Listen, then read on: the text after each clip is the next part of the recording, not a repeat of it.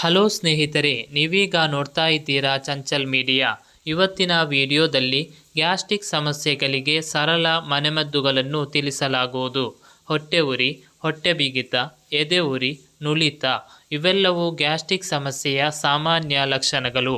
ಆಹಾರ ಪದ್ಧತಿ, ಒತ್ತಡ ಮತ್ತು ಅನಿಯಮಿತ ಜೀವನ ಶೈಲಿಯಿಂದಾಗಿ ಇಂದು ಹೆಚ್ಚಿನವರು ಈ ತೊಂದರೆಗಳನ್ನು ಎದುರಿಸುತ್ತಿದ್ದಾರೆ. ನಿತ್ಯವೂ ಇಂತಹ ಸಮಸ್ಯೆಗಳು ಕಾಡುತ್ತಿದ್ದರೆ ವೈದ್ಯರ ಸಲಹೆ ಪಡೆಯುವುದು ಉತ್ತಮ. ಆದರೆ ಆಗಾಗ್ಗೆ ಕಾಣಿಸಿಕೊಳ್ಳುವ ಗ್ಯಾಸ್ಟ್ರಿಕ್ ತೊಂದರೆಗಳಿಗೆ ಮನೆಯಲ್ಲೇ ಕೆಲವು ಸುಲಭ ಪರಿಹಾರಗಳಿವೆ. ಗ್ಯಾಸ್ಟ್ರಿಕ್ ತಡೆಗಟ್ಟಲು ಮತ್ತು ನಿವಾರಣೆಗೆ ಮನೆಮದ್ದುಗಳು. 1. ನೀರಿನ ಸೇವನೆ ಹೆಚ್ಚಿಸಿ. ಊಟದ 30 ನಿಮಿಷ ಮೊದಲು 1 ಗ್ಲಾಸ್ ಬೆಚ್ಚಗಿನ ನೀರು ಕುಡಿಯುವುದರಿಂದ ಜೀರ್ಣಾಂಗ ವ್ಯವಸ್ಥೆ ಸಕ್ರಿಯವಾಗುತ್ತದೆ.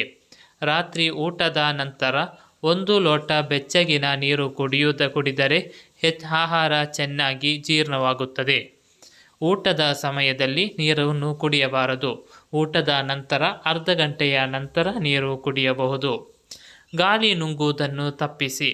ಚ್ಯೂಯಿಂಗಮ್ ಜಗಿಯುವಾಗ ಅಥವಾ ಜೋರಾಗಿ ಮಾತನಾಡುವಾಗ ಹೆಚ್ಚು ಗಾಳಿ ಹೊಟ್ಟೆಗೆ ಹೋಗಿ ಗ್ಯಾಸ್ ಸಮಸ್ಯೆ ಉಂಟಾಗುತ್ತದೆ.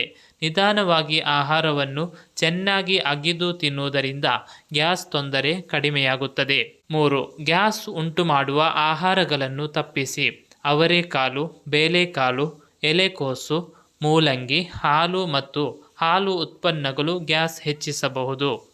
ಸೋಡಾ, ಕಾರ್ಬೋನೇಟೆಡ್ ಪಾನೀಯಗಳು, ಪೆಪ್ಸಿ, ಕೋಕ್ ಹೊಟ್ಟೆಯಲ್ಲಿ ಗ್ಯಾಸ್ ತುಂಬಿಸುತ್ತದೆ. 4. ಜೀರ್ಣಕಾರಿ ಚಹಾಗಳು ಮತ್ತು ಮಸಾಲೆಗಳು. ಅಡಿಕೆ ಸೊಪ್ಪು, ಜೀರಿಗೆ, ಸೌತೆಕಾಯಿ ಬೀಜಗಳು, ಪುದೀನ ಎಲೆಗಳು ಹೊಟ್ಟೆ ಉರಿ ಮತ್ತು ಗ್ಯಾಸ್ ತಗ್ಗಿಸುತ್ತದೆ. ಹಸಿ ಅದಕ್ಕಿನ ಚೂರ್ಣವನ್ನು ನೀರಿನೊಂದಿಗೆ ಸೇವಿಸಿದರೆ ಹೊಟ್ಟೆ ಉರಿ ಶಮನವಾಗುತ್ತದೆ. 5. ಯೋಗ ಮತ್ತು ವ್ಯಾಯಾಮ. ವಜ್ರಾಸನ, ಪವನ ಮುಕ್ತಾಸನದಂತಹ ಯೋಗಾಸನಗಳು ಹೊಟ್ಟೆಯ ಗ್ಯಾಸ್ ಬಿಡುಗಡೆ ಮಾಡಲು ಸಹಾಯ ಮಾಡುತ್ತದೆ. ನಿತ್ಯವೂ 30 ನಿಮಿಷ ನಡೆಯುವುದರಿಂದ ಜೀರ್ಣಕ್ರಿಯೆ ಸುಧಾರಿಸುತ್ತದೆ. ಎಚ್ಚರಿಕೆ: ಹೆಚ್ಚು ಮಸಾಲೆ, ಹೆಚ್ಚು ಎಣ್ಣೆ ಅಥವಾ ತುಪ್ಪದ ಆಹಾರ, ಹೆಚ್ಚು ಆಮ್ಲೀಯ ಪದಾರ್ಥಗಳು, ಟೊಮೆಟೊ, ಸಿಟ್ರಸ್ ಹಣ್ಣುಗಳು ಗ್ಯಾಸ್ಟ್ರಿಕ್ ಸಮಸ್ಯೆ ಹೆಚ್ಚಿಸುತ್ತದೆ. ಊಟವಾದ ನಂತರ ನೇರವಾಗಿ ಮಲಗಬೇಡಿ. ಕನಿಷ್ಠ 2 ಗಂಟೆಗಳ ನಂತರ ಮಲಗುವುದು ಉತ್ತಮ. ಪ್ರತಿದಿನ ಸರಿಯಾದ ಆಹಾರ ಪದ್ಧತಿ ಮತ್ತು ಸರಳ ಮನೆಮದ್ದುಗಳಿಂದ ಗ್ಯಾಸ್ಟ್ರಿಕ್ ಸಮಸ್ಯೆಯಿಂದ ದೂರವಿರಿ.